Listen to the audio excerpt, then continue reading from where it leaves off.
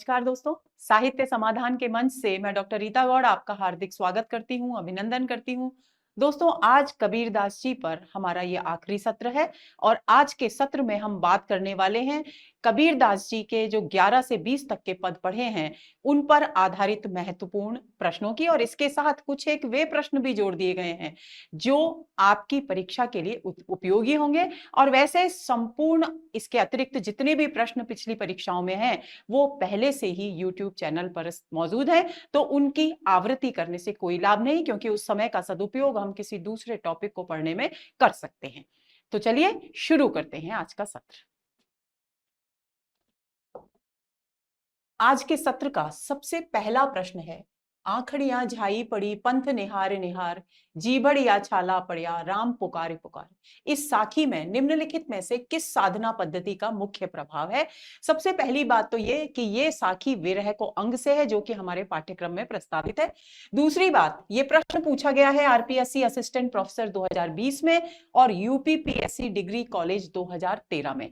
यहां इस प्रश्न के संदर्भ में दोस्तों एक बात मैं आपको बताना चाहूंगी कि भले ही निर्गुण निराकार ईश्वर के उपासक थे कबीर, निर्गुण पंथ के संत मत के अंतर्गत उनकी गणना की जाती है, लेकिन इसके बावजूद बहुत सारी ऐसी साधना पद्धतियां हैं जिनका स्पष्ट प्रभाव उनके साहित्य में, उनकी साखियों में, उनके पदों में देखने को मिलता है, जिनमें से नाथ पंथ का प्रभाव उसमें है, हठयोगी साधना का प्रभाव उसमें है, सूफी साधना का प्रभाव उसमें है, और अद्वैत वेदांती तो वे थे ही।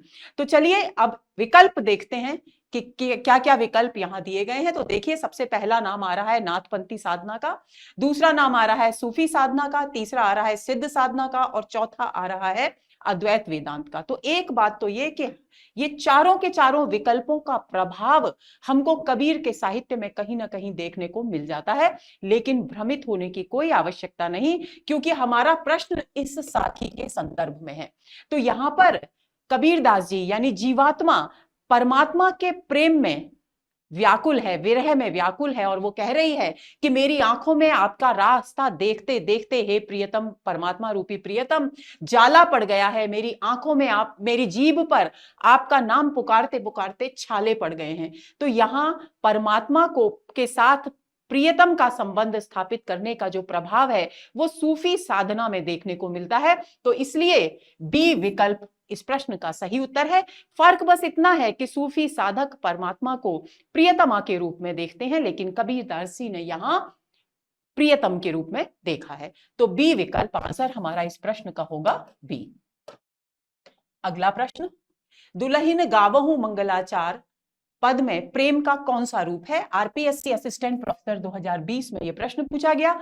विकल्प है साहचर्य जन्य प्रेम, सहज प्रेम, विषम प्रेम और दाम्पत्य प्रेम। तो देखिए दोस्तों, साहचर्य जन्य प्रेम यह होता है कि जब प्रियतम और प्रियतमा एक साथ रहें, उस साथ साथ रहने के उपरांत जो प्रेम उत्पन्न होता है उसे साहचर्य जन्य प्रेम कहते हैं। सहज प्रेम जो स्वाभाविक रूप से उत्पन्न हो वो सहज प्रेम है। विषम प्रेम तो विषम परिस्थितियों में भी जो प्रेम हो, विषम स्थितियों में, उसे विषम प्रेम कहते हैं। और दाम्पत्य प्रेम जो पति पत्नी के बीच प्रेम होता है उसे दाम्पत्य प्रेम कहते हैं। तो यहाँ ये जो है दुल्हिन गावहू मंगलाचार, यानी हे सौभाग्यवती स्त्रियों मंगल गीत गाओ, क्योंकि इसकी आगे की पंक्ति है हमारे घर आए राजा राम भरतार, और भरतार शब्द का अर्थ होता है पति, और पति का से संबंध, प्रियतम से पति का जो संबंध है वो दाम्पत्य प्रेम के अंतर्गत होता है। तो डी विकल्प इस प्रश्न का सही उत्तर है। तो आंसर होगा डी। अगला प्रश्न, एक अचंभा देखा रे भाई, ठाड़ा सिंह चरावे गाई, पहले पूत पीछे भई माई, चेला के गुरु लागे पाई, जल की मछली तरवर ब्याई, पकड़े बिलाई मुर्गे खाई, बैल ही डारे गूनी घर आई, कुत्ता कूले गई बिलाई, तल कर शाखा ऊपर करिमूल, बहु भांति जड़ लागे फूल, कहे कबीर या पद को बूझे, ताकू तीन्यू त्रिभुवन बूझे। पद के संदर्भ में असंगत कथन है, और ये प्रश्न भी पूछा गया आरपीएससी असिस्टेंट प्रोफेसर 2020 में। दोस्तों, ये तीनों प्रश्न जो आरपीएससी असिस्टेंट प्रोफेसर में पूछे गए हैं, मैंने आपके लिए यहाँ इस सूची में इसलिए शामिल किए हैं ताकि आप ये समझ सकें, इस अनुमान लगा सकें कि हमारे पाठ्यक्रम में कबीर के जो भी अंश प्रस्तावित हैं उन पर किस किस प्रकार के प्रश्न आ सकते हैं। यानी इस प्रकार पूरा दे दिया गया है और इससे संबंधित असंगत प्रश्न पूछा गया है। और असंगत प्रश्न पूछने का तात्पर्य यह है कि हमारी जब तक इन पदों पर, इन रचनाओं पर पकड़ मजबूत नहीं होगी, तब तक हम सही उत्तर का चयन नहीं कर सकेंगे। तो आप इस बात को गंभीरता से लें और प्रत्येक पद को, प्रत्येक साखी को बहुत गहराई से समझने का प्रयास करें। विकल्प है उलटबासी, भक्ति की चरम दशा, योग की साधना पद्धति और गेयता। हम इस पद को पढ़ चुके हैं पहले ही पिछले सत्रों में। तो देखिए, ए विकल्प है उलटबासी। तो जब कभी भी ऐसी अद्भुत घटनाओं का वर्णन साहित्य में किया जाता है जो लोक में विपरीत स्थितियां हो, जैसा कभी देखने में ना आता हो, तो वो शैली उलटबासी शैली होती है। तो यहां कहीं भी हम देखते हैं कि शेर गाय को चराता नहीं है, तो यानी उलटबासी शैली यहां है। दूसरा है भक्ति की चरम दशा। यहां पर भक्ति की चरम दशा का वर्णन नहीं है, बल्कि संसार में माया के प्रभाव से इंद्रियों की चंचलता के नियंत्रण की, ज्ञान की, इन सब की बात की गई है। भक्ति भाव की अभिव्यक्ति यहां नहीं हुई है। तो असंगत कथन यही है, बी। तो आंसर हमारा होगा बी। योग की साधना पद्धति यहां पर बताई गई है और गेयता भी इस पद में है। हम भले ही इस पद को न गा पाए, लेकिन जो सूफी, जो साधक हैं, संत हैं, वे इस पद को भली भांति गाया करते हैं, क्योंकि कबीर के सभी पद राग गौड़ी में बंधे हुए हैं। तो इस बात को आप ध्यान में रखेंगे। तो विकल्प होगा हमारा, सही उत्तर होगा बी, क्योंकि भक्ति की चरम दशा असंगत कथन है, शेष सभी संगत कथन है। आगे चलेंगे। तनना बुनना तजो कबीर, राम नाम लिख लियो शरीर, मुसी मुसी रोवे कबीर की माई, ए बारिक कैसे जीवहि खुदाई। उक्त काव्य पंक्तियों में मुसी मुसी शब्द का भावार्थ क्या है? ये मुसी मुसी शब्द आया है, इसका भावार्थ, और ये प्रश्न पूछा गया यूजीसी नेट 2018 में।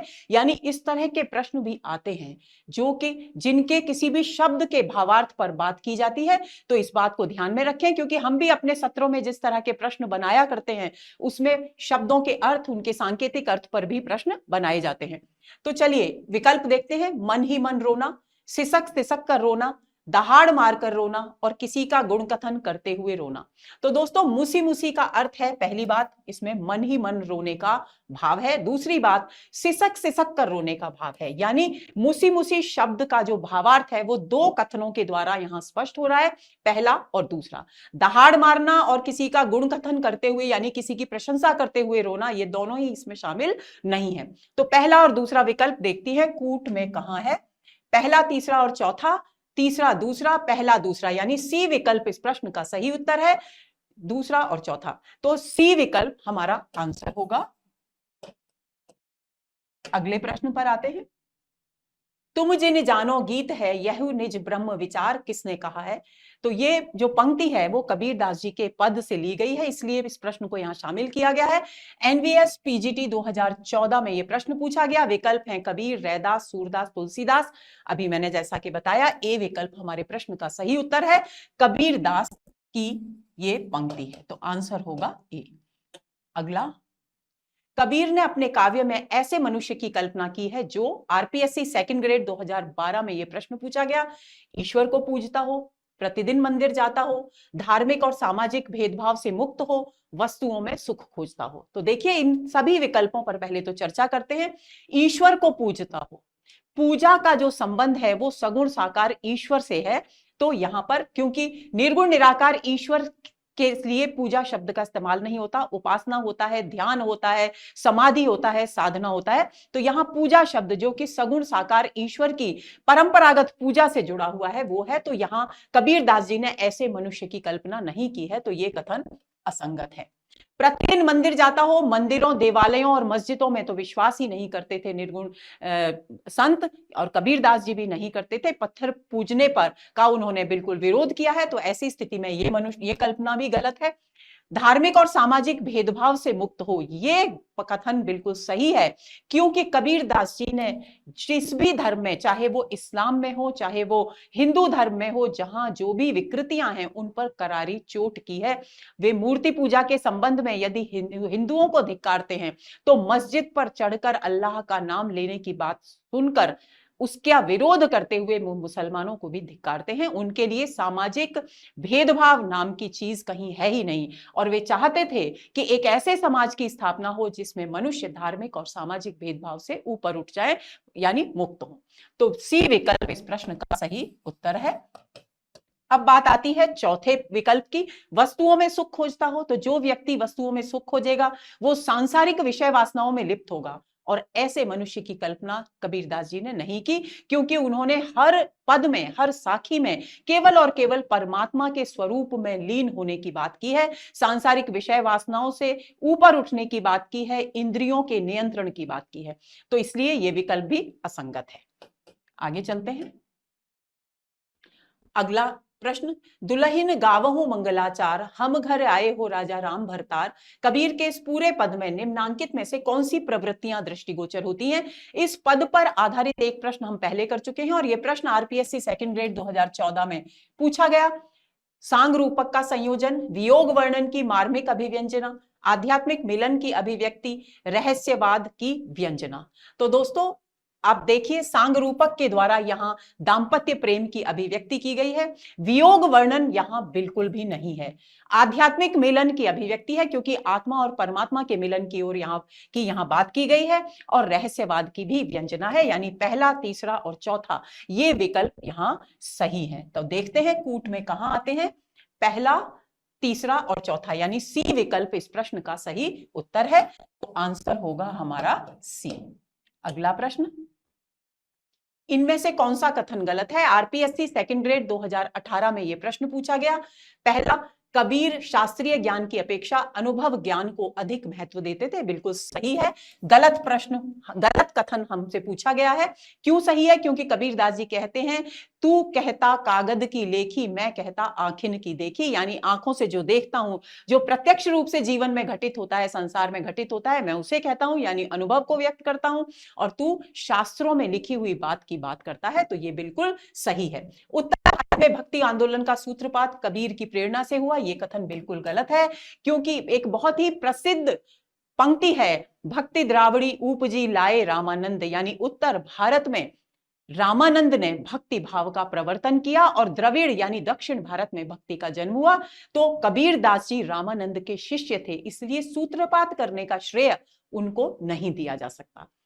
कबीर ऐसे जनकवि थे जिन्होंने भक्ति आंदोलन को सिद्धांत की मंजूषा से निकालकर व्यावहारिक धरातल प्रदान किया। यह कथन बिल्कुल सही है, क्योंकि सैद्धांतिक बात तो वे करते ही नहीं थे। शास्त्रों में कही गई बात को जब तक वे व्यवहार की कसौटी पर कसकर उचित नहीं प्रमाणित कर लेते थे, तब तक वे उस बात को स्वीकार नहीं करते थे। यानी उन्होंने व्यवहारिक धरातल धर्म को, भक्ति भाव को प्रदान किया। यह कथन सही है। चौथा है, धार्मिक रूढ़ियों, बाह्य आडंबरों, सामाजिक कुरीतियों आदि का कबीर ने आजन्म विरोध किया। यह बात भी बिल्कुल सही है। तो कथन हुआ बी, तो आंसर हमारा इस प्रश्न का होगा बी। अगले प्रश्न पर आते हैं। कबीर के संदर्भ में निम्नलिखित में से कौन सा कथन असत्य है? आरपीएससी फर्स्ट ग्रेड 2018 में प्रश्न पूछा गया। ए, कबीर के काव्य में दाम्पत्य के द्योतक प्रतीकों का सुंदर प्रयोग हुआ है। बी, काव्य रचना कबीर का प्रथम लक्ष्य था। सी, कबीर के काव्य में रहस्यवाद मिलता है। डी, कबीर ने समाज में व्याप्त पाखंड का पुरजोर विरोध किया। पुरजोर का मतलब है प्रबल विरोध करना। विकल्प की बात करें तो दाम्पत्य के द्योतक प्रतीकों का सुंदर प्रयोग कबीर के काव्य में हुआ है। अभी हमने एक पद के बारे में बात की, उस पर आधारित दो प्रश्न, दुल्हिन गावहु मंगलाचार्य, जहां दाम्पत्य के प्रतीक है, तो ये बात बिल्कुल सही है। काव्य रचना कबीर का प्रथम लक्ष्य था, यह बिल्कुल गलत है, क्योंकि काव्य रचना के उद्देश्य से कबीरदास जी ने नहीं की थी, बल्कि वो तत्कालीन समाज में व्याप्त आडंबरों, पाखंडों, अंधविश्वासों और रूढ़ियों का विरोध कर जनता को जागृत करना चाहते थे। वो उनका लक्ष्य था, ये उनका लक्ष्य नहीं था। तो असंगत कथन ये है। उनके काव्य में रहस्यवाद मिलता है, बिल्कुल। कबीर ने समाज में व्याप्त पाखंड का पुरजोर विरोध किया, ये कथन भी बिल्कुल सही है, यानी असत्य कथन हुआ बी। तो आंसर हमारा होगा बी। अगला प्रश्न, संत कबीर के बारे में कौन सा कथन सही नहीं है? आरपीएस फर्स्ट ग्रेड 2013 में प्रश्न पूछा गया। राम और कृष्ण में उनकी श्रद्धा थी। वे शास्त्रीय ज्ञान की अपेक्षा अनुभव को अधिक महत्व देते थे। वे अद्वैतवाद से प्रभावित थे। उन्होंने माया का मानवीकरण करके उसे कंचन और कामिनी का पर्याय माना। अब हमसे कौन सा कथन पूछा गया है जो सही नहीं है, यानी गलत कथन पूछा गया है। तो देखिए, राम और कृष्ण में उनकी श्रद्धा थी, यह कथन बिल्कुल गलत है। अब दोस्तों आपके मन में ये प्रश्न उठेगा कि राम शब्द का प्रयोग कबीरदास जी अपने पदों में करते हैं, कृष्ण का, गोविंद का प्रयोग भी करते हैं, लेकिन ये राम और ये गोविंद ना तो यशोदा नंदन कृष्ण है और ना ही दशरथ पुत्र राम है। उनके राम और उनके कृष्ण शब्दों का प्रयोग उन्होंने निर्गुण निराकार ब्रह्म के लिए किया है। इसलिए वो राम और कृष्ण का जो सगुण साकार रूप उस समय उनके समाज में प्रचलित था, उनके समकालीन परिवेश में, वे यहां उसकी बात नहीं करते, क्योंकि वे सगुण उपासना के विरोधी थे, निर्गुण निराकार ईश्वर के समर्थक थे। तो ये कथन बिल्कुल गलत है। तो हमारा उत्तर यही है। वे शास्त्रीय ज्ञान की अपेक्षा अनुभव को अधिक महत्व देते थे, इस बात को हम अभी स्पष्ट कर चुके। अद्वैतवाद का प्रभाव उन पर था, यह बात भी हम स्पष्ट कर चुके हैं। और माया का मानवीकरण किया, यानी माया को एक महाठगिनी के रूप में उन्होंने प्रस्तुत किया, एक स्त्री के रूप में प्रस्तुत किया, यह कथन भी बिल्कुल सही है। तो असंगत कथन ए, तो आंसर हमारा होगा ए। अगले प्रश्न पर आते हैं। कबीरदास में जो रहस्यवाद पाया जाता है वह अधिकतर सूफियों के प्रभाव के कारण है। यह किसका कथन है? यूपीपीएससी जीडीसी 2021 में यह प्रश्न पूछा गया। डॉक्टर पुखराज मारू, सोम प्रभु सूरी, सी आचार्य रामचंद्र शुक्ल, डी डॉक्टर नगेंद्र। तो दोस्तों सी विकल्प इस प्रश्न का सही उत्तर है। आचार्य रामचंद्र शुक्ल के द्वारा कहा गया है यह कथन। तो हमारा सही उत्तर होगा सी। अगला प्रश्न। एक अचंभा देखा रे भाई पद में कबीरदास जी ने निम्नलिखित में से किस अचंभे की बात नहीं की है? सिंह खड़ा होकर गाय को चरा रहा है, ये बात की गई है। अभी हमने इस पूरे पद को पढ़ा, उस पर आधारित दो प्रश्न हम पहले ही कर चुके हैं। पुत्र ने माता को खा लिया है, इस तरह की बात इस पद में बिल्कुल नहीं कही है, बल्कि मुर्गे ने बिल्ली को पकड़कर खा लिया है, ये बात वहां कही गई है। जड़ में अनेक प्रकार के फूल लगे हैं, ये भी कहा गया है। यानी इस पद के विषय में, एक अचंभा देखा रे भाई पद के विषय में जिस अचंभे की बात नहीं कही गई है वो है ए, नहीं बी, पुत्र ने माता को खा लिया है। तो हमारा आंसर होगा बी। अगला प्रश्न। ठाड़ा सिंह चरावे गाई पंक्ति का सही सांकेतिक अर्थ है इंद्रियों ने जीवात्मा को नियंत्रण में कर लिया है, जीवात्मा को ज्ञान की प्राप्ति हो गई है, इंद्रियां पूर्ण रूप से ज्ञान के नियंत्रण में है, आत्मा का परमात्मा से मिलन हो गया है। तो दोस्तों सी विकल्प इस प्रश्न का सही उत्तर है, क्योंकि यहां पर जो सिंह है वो ज्ञान का प्रतीक है और जो गाय वो इंद्रियों की प्रतीक है। इंद्रियां यानी इंद्रियां पूर्ण रूप से ज्ञान के नियंत्रण में है, ये इस का सांकेतिक अर्थ बिल्कुल सही है। ऐसा क्यों है? क्योंकि सिंह गाय को जब चरा रहा है, जब किसी भी व्यक्ति को कोई चरवाहा चराता है, मैंने पहले भी स्पष्ट किया था, इसका मतलब होता है कि जब वो अपनी लकड़ी से उनको जिस दिशा में हाँकता है वो उसी दिशा में गायें चलती हैं, यानी पूरी तरह से उसके चरवाहे के नियंत्रण में होती हैं। और चरवाहा है यहां पर सिंह यानी शेर यानी गाय, यानी इसका अर्थ हुआ कि इंद्रियां पूरी तरह से गाय के नियंत्रण में है। तो आंसर इंद्रियां पूरी तरह से ज्ञान के नियंत्रण में है, गाय के नहीं। तो आंसर होगा सी। अगला प्रश्न। तले करे शाखा ऊपरे करे मूल बहु भांति जड़ लागे फूल पंक्ति में किस वृक्ष का वर्णन है? षट चक्रों का वृक्ष, पीपल का वृक्ष, जन्म मृत्यु का वृक्ष या वट वृक्ष? तो दोस्तों यहां षट चक्रों के वृक्ष की बात की गई है, क्योंकि कोई भी ऐसा वृक्ष नहीं है, ना पीपल का वृक्ष ऐसा है, ना वट वृक्ष ऐसा है जिसकी जड़ में फूल लगते हों। पीपल के वृक्ष पर तो फूल आते ही नहीं, वट वृक्ष पर भी फूल नहीं आते, तो ये असंगत बात हो जाती है। जन्म और मृत्यु के वृक्ष की यहां पर बात ही नहीं की गई है, क्योंकि उसका यहां पर रूपक बैठता ही नहीं है। तो षट चक्रों के वृक्ष की बात की गई है, इसकी विस्तृत चर्चा हम अपने सत्र में कर चुके हैं। तो इस प्रश्न का सही उत्तर होगा ए। अगला प्रश्न। हरि के खारे बड़े पकाए पंक्ति में खारे बड़े का सांकेतिक अर्थ है इंद्रियां, विषय वासनाएं, कुप्रवृत्तियां या सुख दुख में संसार। तो डी विकल्प इस प्रश्न का सही उत्तर है। खारे बड़े प्रतीक है सुख दुख से युक्त संसार, यानी खारे में जो व्यंजना है, खारे शब्द में बड़े यानी पकौड़े हम सभी खाते हैं, लेकिन अगर स्वादिष्ट न बने, कभी नमक ज्यादा हो जाए, बहुत ज्यादा हो जाए, तो हमें स्वाद हमें रुकावट महसूस होती है, बाधा उत्पन्न होती है।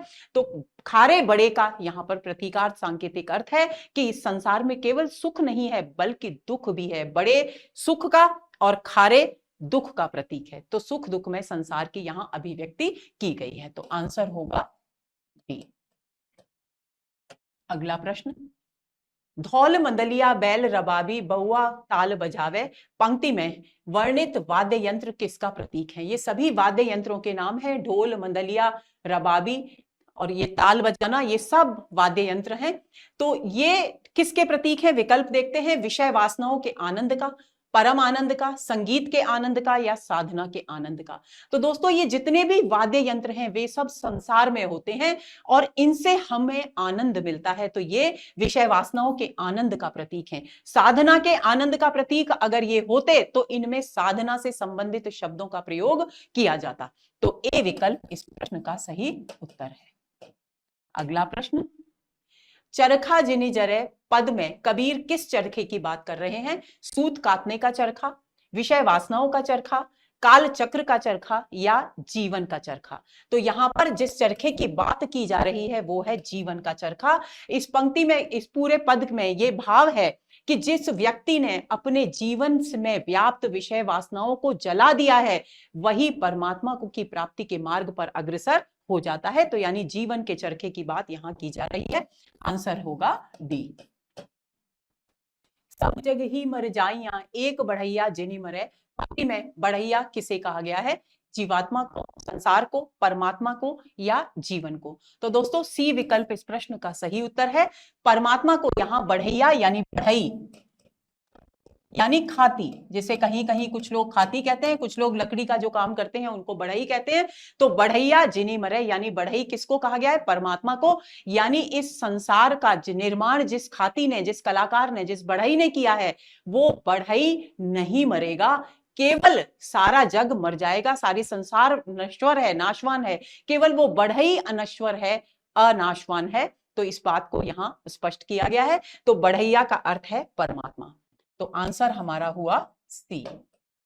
अगला प्रश्न, कबीर परमात्मा के देश क्यों जाना चाहते हैं? पंचनी ने उन्हें लूट लिया है, इस देश में कुसंग का वास है, उनका सर्वस्व परमात्मा के देश में ही है, उपर्युक्त सभी। तो दोस्तों डी विकल्प इस प्रश्न का सही उत्तर है, क्योंकि पंचनी यानी इंद्रियां, इंद्रियों ने उन्हें लूट लिया है, क्योंकि उन इंद्रियों के कारण वे विषय वासनाओं में लिप्त होकर कुसंगति के शिकार हो गए हैं। दूसरी बात, उनका जो सब कुछ है, उनके खेत खलिहान आदि सब कुछ कहां है? परमात्मा के देश में है, इसलिए वे जाना चाहते हैं। तीनों बातें यहां सही हैं, इसलिए डी विकल्प इस प्रश्न का सही उत्तर होगा, आंसर होगा। अगला प्रश्न, गंग तीर मुरि खेती बारी जमुन तीर खरिहाना, पंक्ति में रेखांकित शब्दों का सांकेतिक अर्थ है इड़ा और पिंगला नाड़ियां, जीवन और मृत्यु, गंगा और यमुना नदियां, दुर्गुण और सद्गुण। तो दोस्तों ए विकल्प इस प्रश्न का सही उत्तर है। गंगा और यमुना नदी का प्रयोग यहां इड़ा और पिंगला नाड़ियों के लिए किया गया है। तो आंसर होगा ए। अगला प्रश्न, संतों भाई आई ज्ञान की आंधी रे, पद के विषय में असंगत कथन है। विकल्प है, इस पद में ज्ञान प्राप्ति के पश्चात चित्त के निर्मल होने की प्रक्रिया का वर्णन है। बी है, इस पद में सांगरूपक अलंकार के माध्यम से ज्ञान प्राप्ति के बाद की प्रक्रिया को समझाया गया है। सी, इस पद में कुंडलिनी जागरण की प्रक्रिया का वर्णन है। डी, इसकी भाषा सदुक्कड़ी है। और हमको क्या बताना है? हमको इस पद के विषय में असंगत कथन बताना है। तो इस पद में ज्ञान प्राप्ति के पश्चात चित्त के निर्मल होने की प्रक्रिया का वर्णन है, ये बिल्कुल कथन सत्य है, क्योंकि संतों भाई आई ज्ञान की आंधी रे, ज्ञान की आंधी आ गई है। उसके बाद कबीरदास जी लिखते हैं कि भ्रम की टाटी सबे उड़ानी, यानी भ्रम दूर हो गया है और निर्मल ज्ञान की प्राप्ति यानी चित्त के निर्मल होने की प्रक्रिया का यहाँ वर्णन है। ये कथन बिल्कुल सही है। इस पद में सांगरूपक अलंकार के माध्यम से ज्ञान प्राप्ति के बाद की प्रक्रिया को समझाया गया है, ये कथन भी बिल्कुल सही है। इस पद में कुंडलिनी जागरण की प्रक्रिया का वर्णन है, ये असंगत कथन है, क्योंकि कुंडलिनी जागरण की यहां बात नहीं की गई है, केवल ज्ञान प्राप्ति की बात यहां की गई है। और भाषा सदुक्कड़ी तो है ही कबीरदास जी की, तो ये तो कथन सही है ही। तो हमारा इस प्रश्न का उत्तर होगा सी। अगला, आंधी पीछे जो जल बूठा प्रेम हरिजन भीना, पंक्ति में किस वर्षा की ओर संकेत है? आंधी के बाद आने वाली वर्षा, हरि प्रेम की वर्षा, सांसारिक सुखों की वर्षा या ज्ञान की वर्षा? तो दोस्तों हरि प्रेम की वर्षा की यहां पर बात की गई है कि आंधी के बाद जो बरसात हुई उसमें जो भक्त है वो हरिजन यानी भगवान का जो भक्त है वो उनके प्रेम की वर्षा में भीना यानी भीग गया है। तो हरि के प्रेम की वर्षा का यहां वर्णन किया गया है, तो आंसर इसका होगा बी। तो आंसर बी। अगला प्रश्न, कहे कबीर भान के प्रगटे उदित भया तम खीना। पंक्ति में रेखांकित शब्दों का सांकेतिक अर्थ है तेज और कालिमा, अच्छाई और बुराई, परमात्मा और जीवात्मा, ज्ञान और अज्ञान। तो दोस्तों डी विकल्प इस प्रश्न का सही उत्तर है। भान का शाब्दिक अर्थ होता है सूर्य, भानु, भानु का तद्भव है भान, और तम का होता है अंधकार। तो सूर्य जो है, क्योंकि ज्ञान के प्रकाश से अंधकार दूर होता है, जैसे सूर्य के प्रकाश से अंधेरा दूर होता है, तो अंधकार किसका है? अज्ञान का, और प्रकाश किसका है? ज्ञान का। तो ज्ञान और अज्ञान बिल्कुल सही उत्तर है, तो उत्तर हुआ इसका डी। तो आंसर हमारा डी। अगला प्रश्न, बिन परिचय तन कांच कबीरा, परिचय कंचन भया कबीरा। पंक्ति के विषय में सत्य कथन है। परमात्मा के साक्षात्कार के बिना यह शरीर क्षणभंगुर और विकारग्रस्त रहता है। परमात्मा से साक्षात्कार होने पर यह शरीर विकार रहित होकर कंचन जैसा शुद्ध हो जाता है। तीसरा, बिना ज्ञान के इस शरीर को शुद्ध नहीं किया जा सकता। गुरु बिना प्राप्त ज्ञान कांच के टुकड़े के समान नश्वर है। तो दोस्तों हमको बताना है पंक्ति के विषय में सत्य कथन। तो परमात्मा के साक्षात्कार के बिना यह शरीर क्षण भंगुर और विकारग्रस्त रहता है, बिल्कुल सही है। बिन परिचय यानी परमात्मा किसके साथ परिचय की गई है?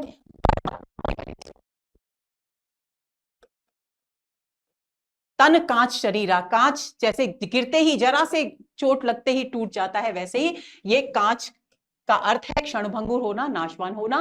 बिन परिचय का कंचन कबीरा, परिचय कंचन भया कबीरा, और जैसे ही परमात्मा से परिचय हुआ वैसे ही कंचन की तरह निर्मल और शुद्ध हो, विकार रहित हो गया है कबीर। तो यहाँ शरीर क्षणभंगुर और विकारग्रस्त होता है, ये है।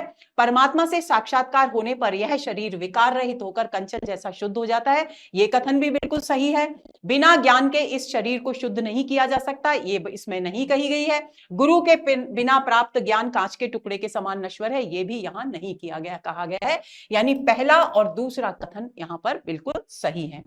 तो चलते हैं कूट देखते हैं, पहला दूसरा यानी ए विकल्प इस प्रश्न का सही उत्तर है। तो आंसर होगा हमारा ए। अगले प्रश्न पर आते हैं। षट चक्र की गागरी त्रिवेणी संगम बाट। पंक्ति में त्रिवेणी है, आज्ञा चक्र, मूलाधार चक्र, स्वाधिष्ठान चक्र या अनाहत चक्र। तो दोस्तों त्रिवेणी यहां पर कहा गया है आज्ञा चक्र को। आज्ञा चक्र हमारी भौहों के बीच में होता है इस स्थान पर, और ऐसा माना जाता है कि इड़ा, पिंगला और सुषुम्ना जो नाड़ियां हैं वे तीनों यहां मिलती हैं। तो जिस तरह से संगम में गंगा, यमुना और सरस्वती तीनों नदियां मिला करती हैं और इसीलिए प्रयागराज को संगम कहा जाता है, उसी तरह से इस स्थान पर आकर इड़ा, पिंगला और सुषुम्ना तीनों नाड़ियां मिलती हैं और इस स्थान पर जो चक्र है उसे कहा जाता है आज्ञा चक्र। तो आंसर है हमारा ए। अगला प्रश्न, कर परपंच मोट बंधे आए, किली किली सबे मिटाई हो राम। पंक्ति में मोट शब्द का सांकेतिक अर्थ है सांसारिक प्रपंच की गठरी, ज्ञान की गठरी, पुण्य की गठरी या अज्ञान की गठरी। तो दोस्तों इस प्रश्न का सही उत्तर है ए, कर परपंच मोट बंधे आए। मोट का अर्थ होता है गठरी और परपंच शब्द है प्रपंच, यानी सांसारिक प्रपंच की गठरी से यहां पर बात कही गई है। अगर यहां परपंच शब्द न होता दोस्तों तो अज्ञान की गठरी भी हो सकता था, पाप की गठरी भी इसका अर्थ हो सकता था, लेकिन कवि ने यहां स्पष्ट रूप से परपंच शब्द का प्रयोग करके यह संकेत कर दिया कि वे सांसारिक प्रपंच यानी सांसारिक माया जाल की गठरी की बात कर रहे हैं। किली किली सबे मिटाई, किली किली यानी राम की कृपा से, किली किली मतलब धीरे धीरे वो सभी जो गठरी है वो हल्की हो गई, यानी सारे प्रपंच दूर हो गए। तो आंसर होगा ए। अगला प्रश्न, नाले करम नहीं ऊब रहे। पंक्ति का अर्थ है मैं संसार में रम गया हूं, मैं परमात्मा के दर्शन के लिए लालायित हूं, मुझे जन्म मृत्यु के चक्र से मुक्ति नहीं मिल रही, या मैं मानव जीवन से उबरना नहीं चाहता। तो सी विकल्प इस प्रश्न का सही उत्तर है। नाले करम का अर्थ है जन्म और मृत्यु, सांकेतिक अर्थ है जन्म और मृत्यु, क्योंकि जब भी कोई बच्चा जन्म लेता है दोस्तों तो सबसे पहला काम इस संसार में आने के बाद जो किया जाता है वो होता है उसकी नाल काटने का। तो उसी को प्रतीक बनाकर यहां कबीरदास जी ने नाली कर्म कहकर जन्म और मृत्यु के चक्र की ओर संकेत किया है। तो आंसर हमारा होगा सी। अगला प्रश्न, लड़के परके सब जागत है, हम घर चोर पसारा हो राम। पंक्ति का सही अर्थ है ए, यम नियम संयम रूपी पुत्रों के जागने पर भी विषय वासना का चोर मेरे भीतर घुस आया। मैंने साधना के पथ पर जाकर परमात्मा को प्राप्त करने का प्रयत्न किया परंतु असफल रहा। सी, जब तक विषय वासनाएं जागृत रहेंगी तब तक जीवात्मा काल चक्र में पिसता रहेगा। डी, मैंने संसार से लड़कर परमात्मा की प्राप्ति का मार्ग अपनाया परंतु फिर भी परमात्मा नहीं मिले।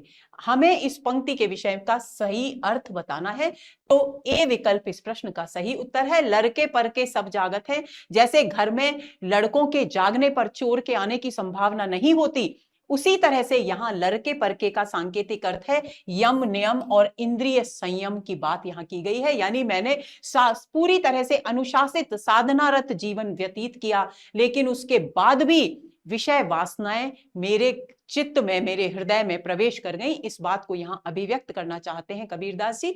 तो आंसर होगा हमारा ए। तो दोस्तों, ये हुआ हमारा आज का सत्र, जिसमें हमने लगभग 28 प्रश्नों पर बात की, और इनमें से अधिकांश प्रश्न वे प्रश्न थे जो 11 से 20 पदों पर आधारित थे। कुछ एक प्रश्न दिए जो पिछली परीक्षाओं में आए गए और हमारे पाठ्यक्रम में है।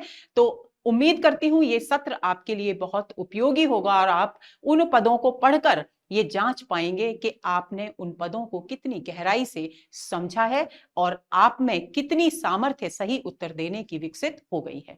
तो अगले सत्र के इंतजार में रहिए। नमस्कार।